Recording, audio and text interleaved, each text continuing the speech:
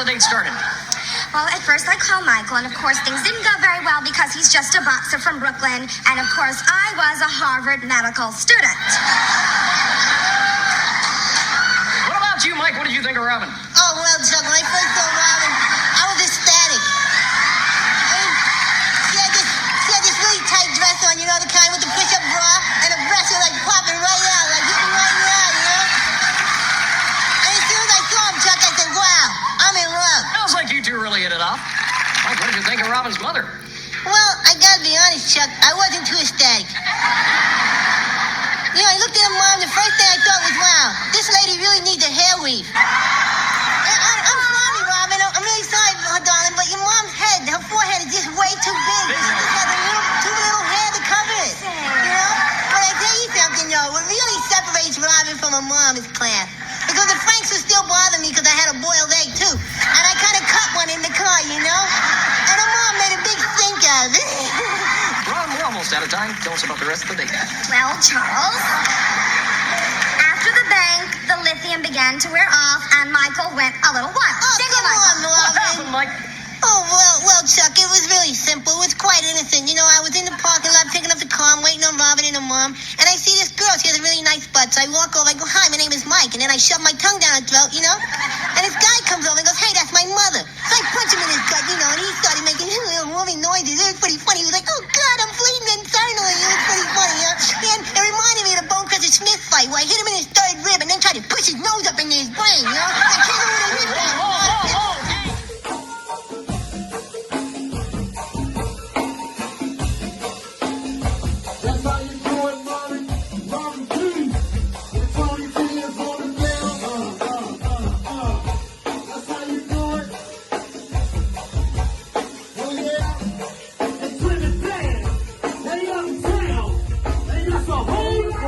Up, love bugs, please remember to like, share to Facebook, subscribe, and don't forget to tip your favorite narrator via Cash App at $NAROB on YouTube. And if you are not already a part of this book club, please hit the Patreon link below and or the join button here on the YouTube. Now, let's continue talking about Mikey Tyson.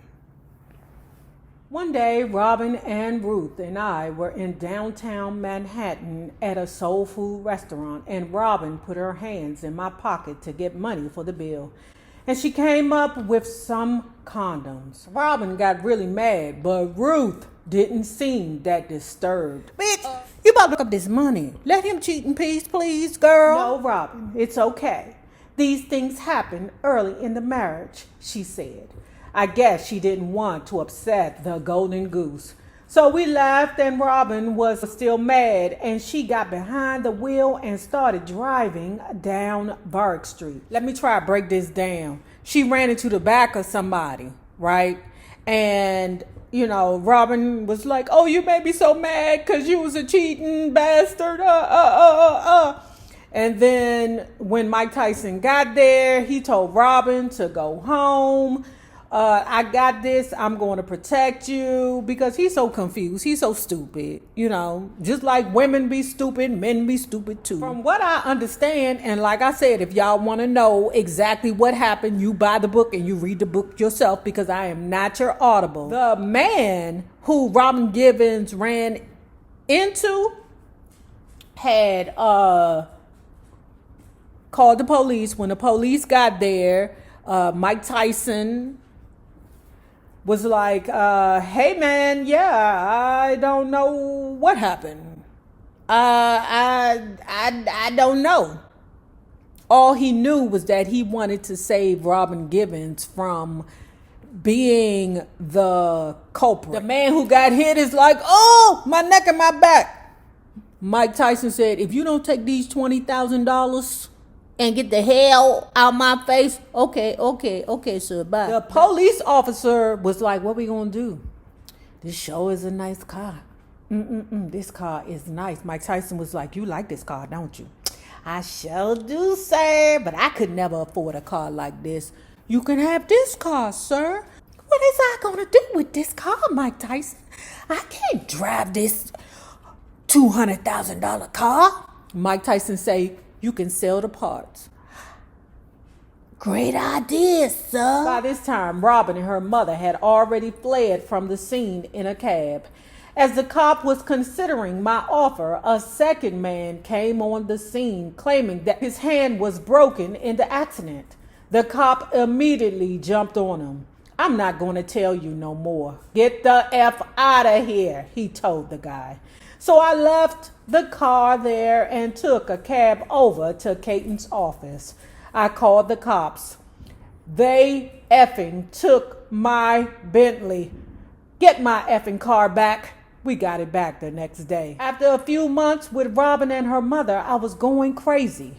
I called Gene Kilroy, Ali's right-hand man. The women are driving me crazy. They're treating me like I'm a slave. The mother talks to me like I'm her husband, I moaned. It wasn't just Robin and her mother.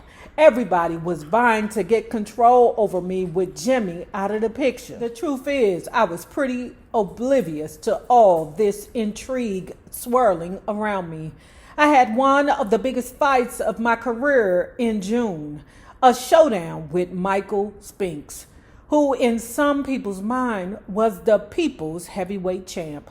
He had to forfeit his IBC belt when he had pulled out of the unification tournament. I was training for that. I wasn't interested in going over any goddamn contracts line by line. El Schmucko. We all went down to the Merrill Lynch offices and moved $10 million to another bank so they could have full check writing privileges with the money. This was after I spent over $500,000 on jewelry, clothes, and furs for both of them, and $85,000 on a BMW for Robin. You know, that's Robin and her Mammy. Right before I was about to shoot a Diet Pepsi commercial, Ruth stopped the cameras and did some extortion stuff on Caton. He agreed to drop his cut of the earnings from 1/3 to 25%. Which was actually a good thing. Most managers got just 10 or 15%, and he was gouging me for 1/3 of my commercial worth.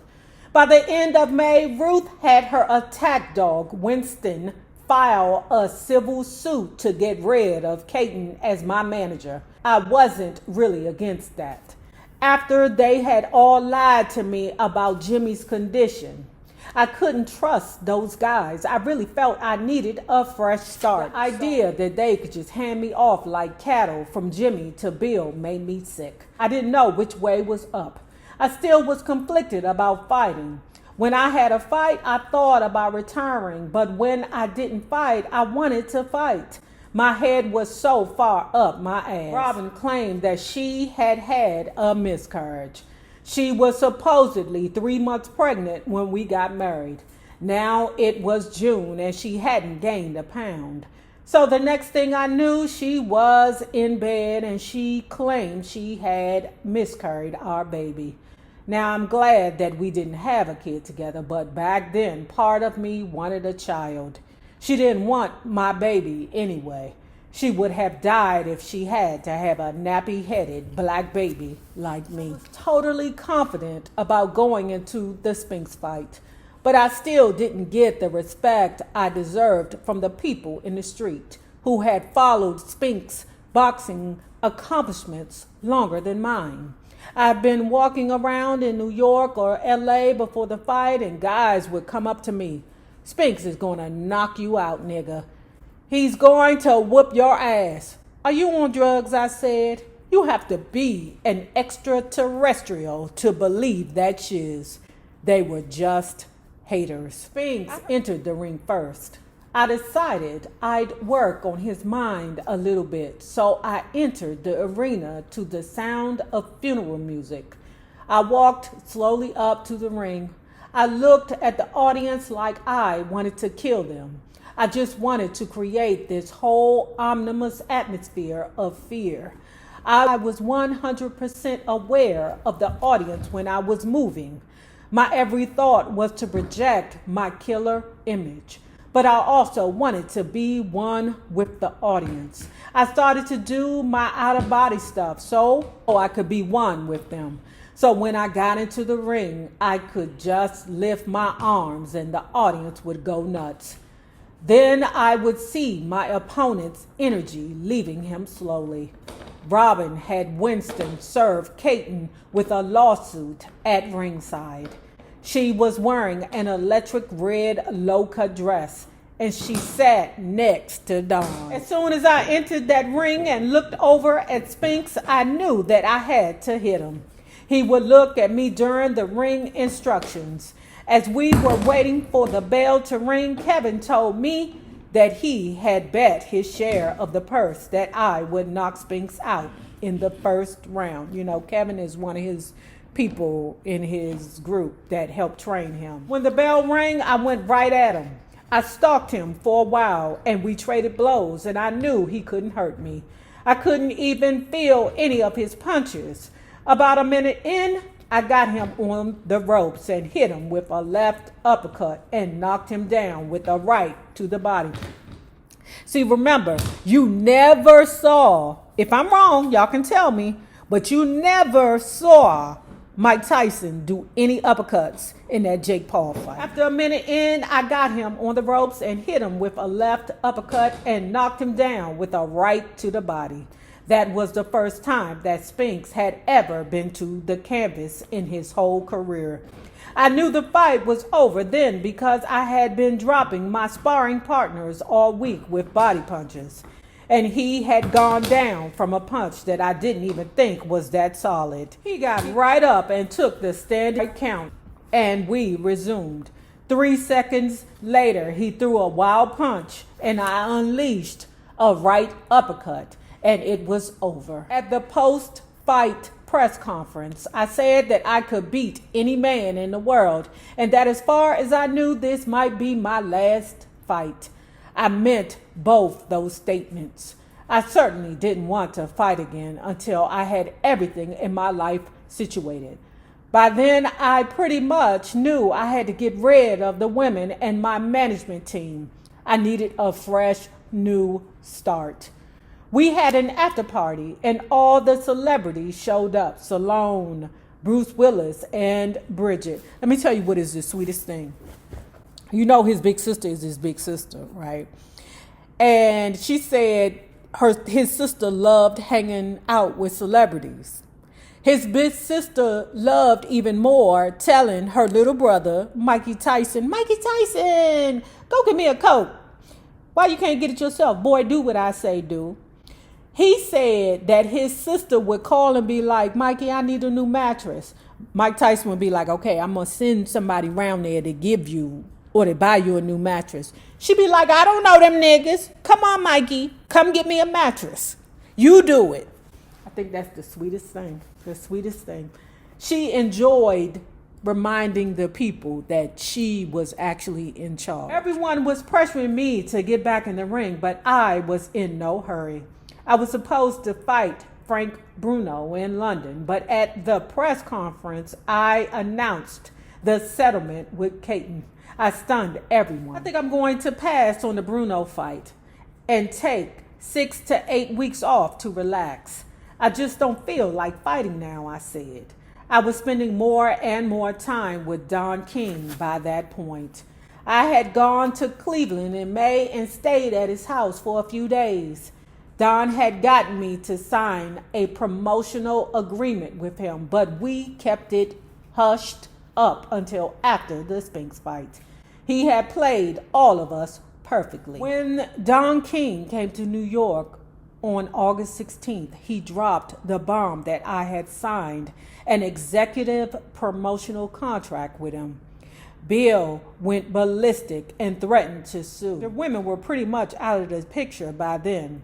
They had lost their bid to take over my business, so they were continuing their plan B. Paint me out as some kind of monster and get a great divorce settlement. Throughout the summer, Robin kept giving interviews claiming that I was violent with her. But when the reporters would ask for documentation, they couldn't back up her bullshit claims. They both could have changed now. But back then, they were the lowest serpentine bitches in the galaxy.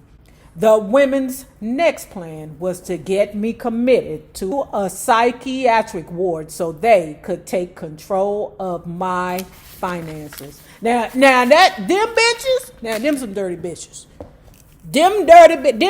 Those is dirty bitches.